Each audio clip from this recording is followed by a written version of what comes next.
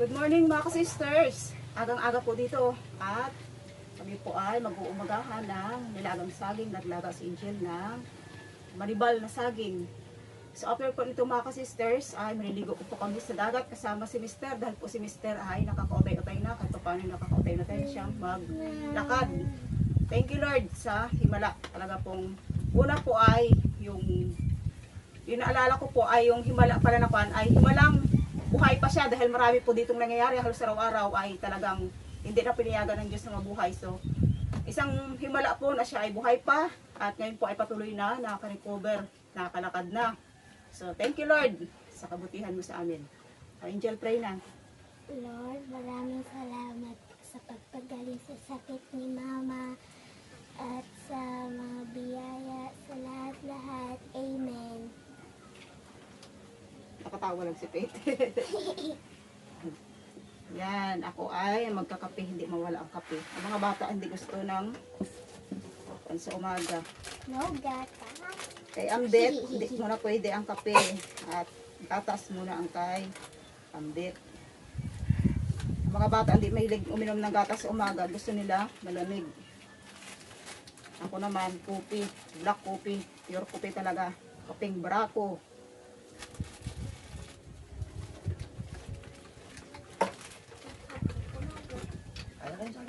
Kuha na. Kuha na ng mainit ka saging. Kuha na ikaw na. Kuha na. Toy, kuha na, Toy.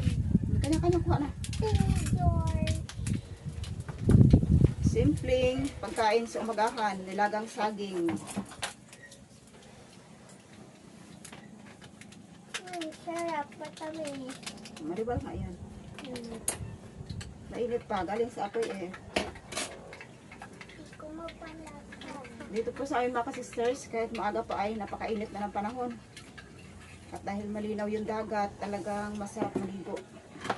Ito ang mga bata, yun ang gusto ng mga bata. Yay.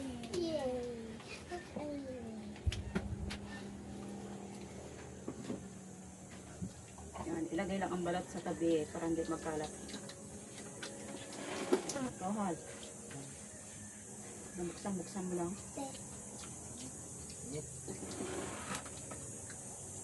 Itong saging mga sisters ay binili ko lang. Hindi ko para bibisitahan yung saging namin doon. Yun po ay may bunga. Kasi po simula si Mister po ay nag ganito, nangyari ang ganito. Hindi na po ako basta-basta makakaalis. Pag siya siguro po ay totaling naka-recover na. Right. Sarap na oh, malibal-libal. Lumilog nga. Log na. Sobrang cook ang Sarap oh.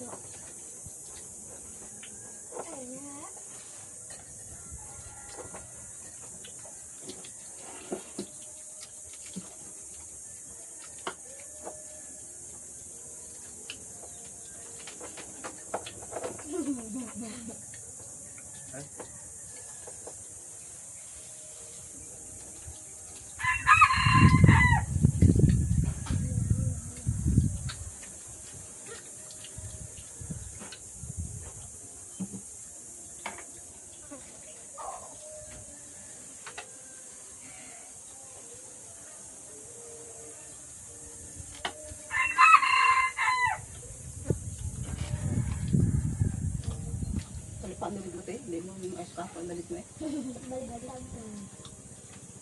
Talipa, may baliktad, talipa ang tawag. Talipa ay mahal. Ang baliktad eh, yung sa loob ay sa labas. Kasi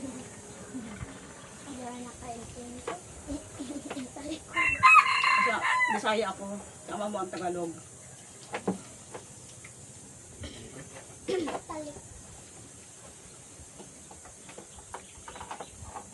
Kaya pala na siya.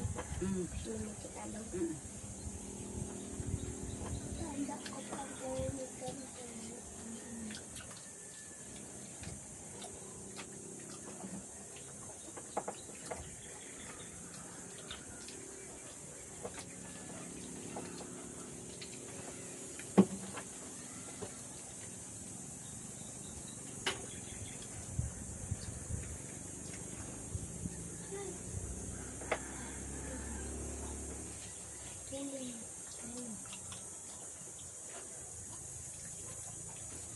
Magkano kilo sa inyo? 35 ang kilo. Mura pa yan kasi kay iwit ng binili ko lang araw. 40, tapos maliliit ko pos. Bago mura pa, pinilit ng hinog. Yung mangga ang sarap doon, bagang halawat na ilik sa parang malaki. Baon na ako. Hindi grabe pag ibaba ang presyo. Sintagil.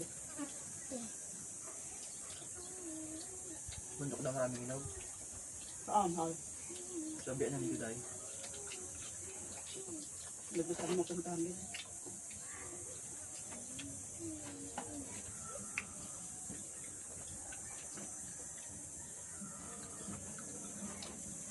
Patanong nga kung mabili si Miri si... Ano mo? Kung sahod ko, di kalayo pa sahod din na. Please add pa kayo yung bakal din. Halos makabakal kilo na gusto mong kumain. Sarap pag baon ng mangga sa dagat na eh. Tapos na dyan, nag-ender masaros, intindi ka naman. Abogado ka ng birth certificate. Lagos pag-ipalit ng halang.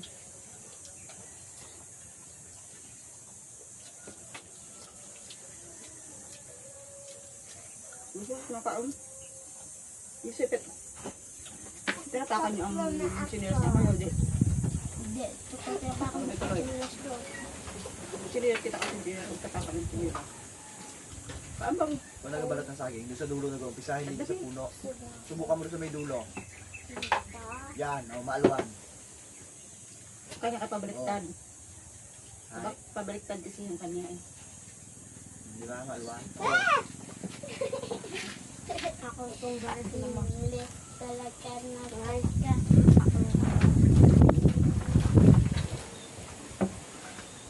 Sarap-sarap na tulog ni Kuya ah. Wala na kasi. Ngayon, pagpatak na alas 7, kailangan tulog na. Walang matutulog ng lampas alas 7.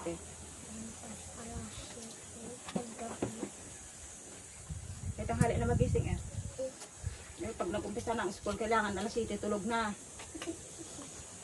O diba, di para maaga pa magising. Sa 9? Alas 7 ng gabi, tulog na. Ano lang siya? Elusiti. Mga Bisaya. Ayaw. Gusto ang Tagalog. Ako Tagalog, Bisaya. Ako Tagalog. Ako Bisaya. Ako Bisaya. Saan kumain ka? May gulo ko doon. Kapag ako Bisaya. Bisaya. Yun na, tago kasi nila sa plastic. Kaya nagalambot. Mas gusto ko sana yung matigas-tigas pa.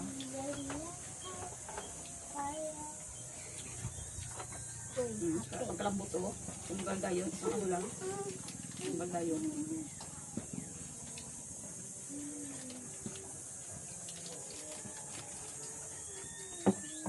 Sarap na rin ay. Mm.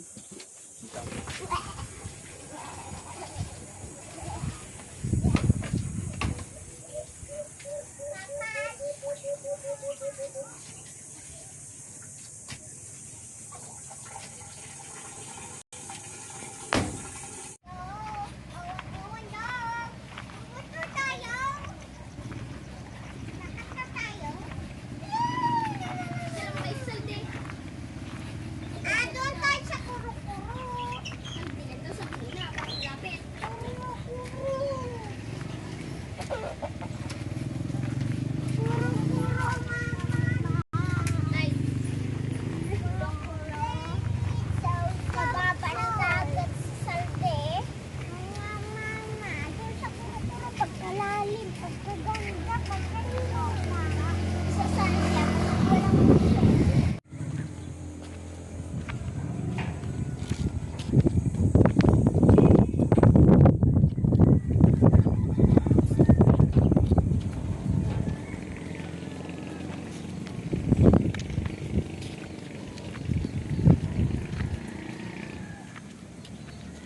Mag-inhale, exhale ka kasi hanggang pababa ka. Makatulong yan sa ano.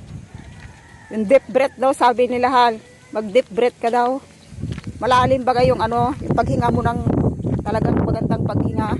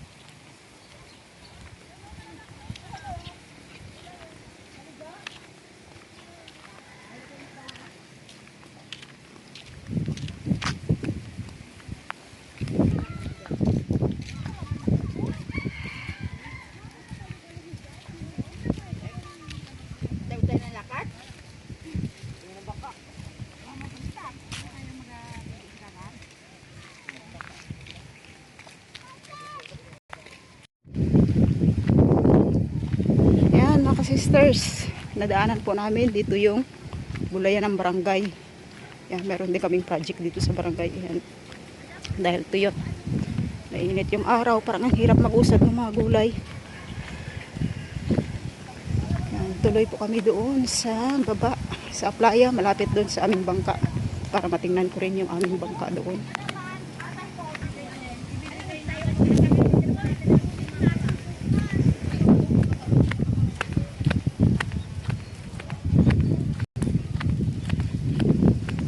Yan, nauna na po si Mister kasama yung mga bata. Dahil ako po ay may kinausap ng importante. Yan, kinausap ko po yung barangay council dito sa amin. At nagpapatulong po ako na mailakad yung hinihiling ko doon sa DSWD. Kaya medyo busy po ako sa araw-araw.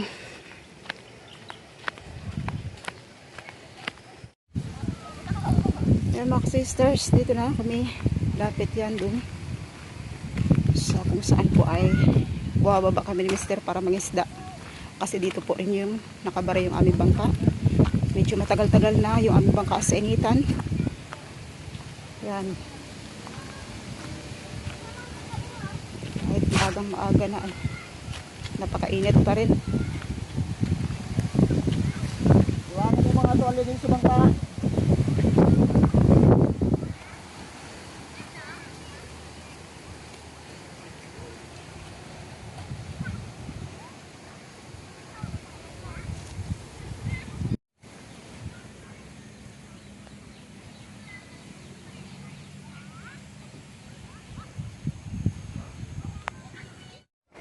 Ayan mga sisters, yung aming bangkang matagal nang nakabara sa initan.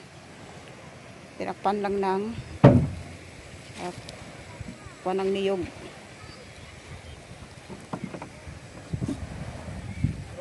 Matanggal sana yung makina, halo. May lagay mo na sana yan ang makina doon sa atin eh. May tago mo na yan. Magkalas ko na kailagay mo sa araw eh. Kaya nga, maikalas muna sana ito bago madala doon sa atin. Kalawang na? Aro, yung asani para malinis lang. Magkapautos na lang ako na yung kanyan, magkapatanggal bago dalhin doon sa bahay. Kaya ang cooler oh. Para malinis. Dapat matanggalin tubig niya. Kailan pa ito? Oo nga ni oh. Nagbara na siguro dahil sa ulan ito. Para hindi masira ang plywood.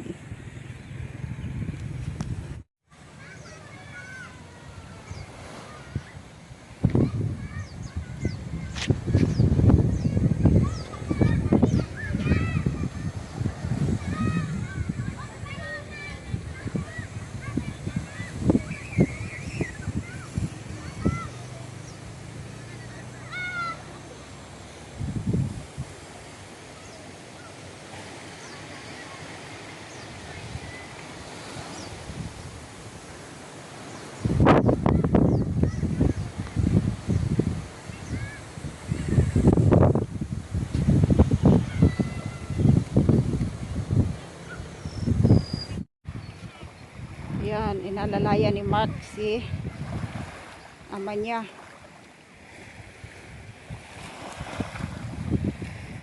Ayan, makisilong muna ako dito mga sisters dahil napakainit.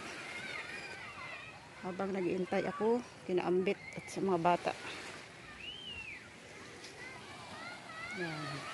Sila lang yung maliligo at ako po ay maaga pang naligo. Madilim-dilim pa ako ay nakaligo na. Sila na lang yung maliligo.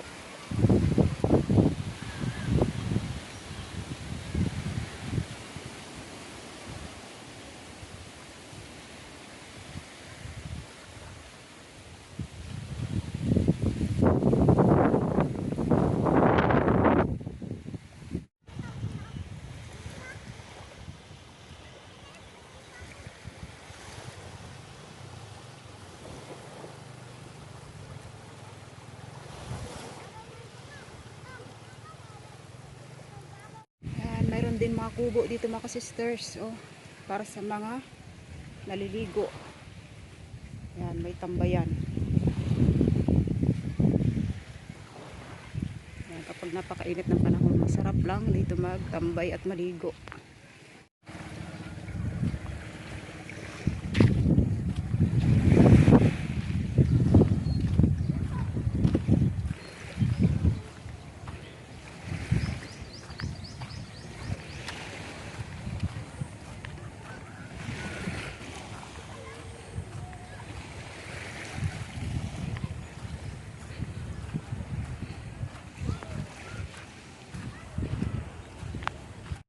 Ayan, oh mga sisters, humingi ako ng bulaklak doon sa may-ari. Yan, nakapitas na nga. Para may paglibang-libangan din ako sa bahay. Yan, mahilig kasi talaga ako sa mga ganitong bulaklak. Ito yung aking stress reliever kapag ako ay nasa bahay. Yan, pagtanim-tanim ng bulaklak. Yun, naaliw yung mga bata sa pagliligo. Medyo kapi nga lang at medyo malubog-lubog yung tubig. So parang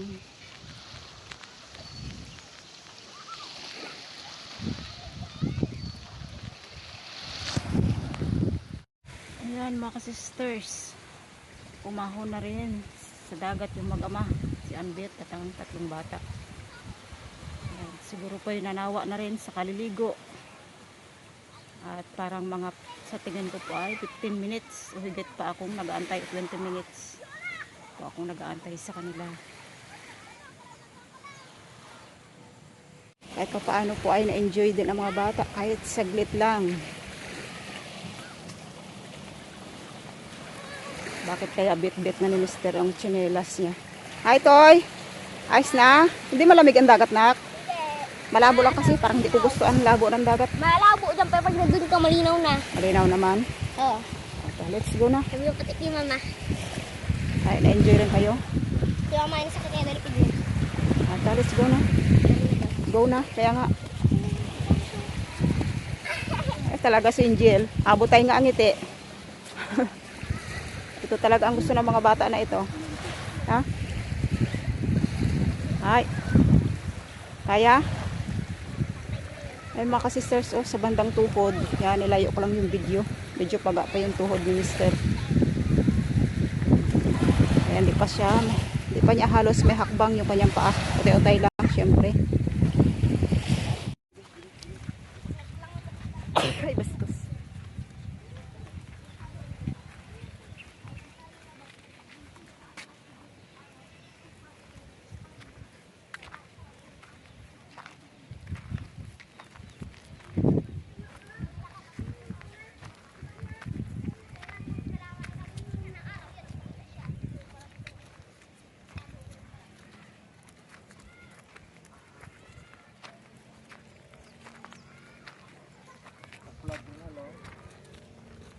Tekon talaga, magkapalit ng panibago yan. Pero hindi ko mapunot. Isa pa. Hindi ko lang muna.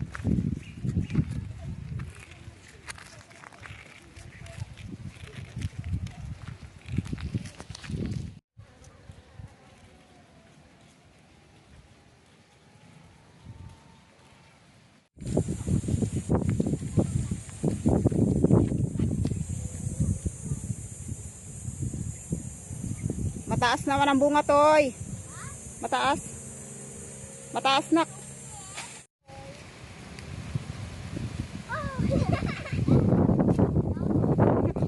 Mas lalo ka, Toy. Wala kang persa. Tara na, tara na. Dali na, dali. Makabisi ama mo, dali. Tara na, tara na. Tara na. Dali na, dali.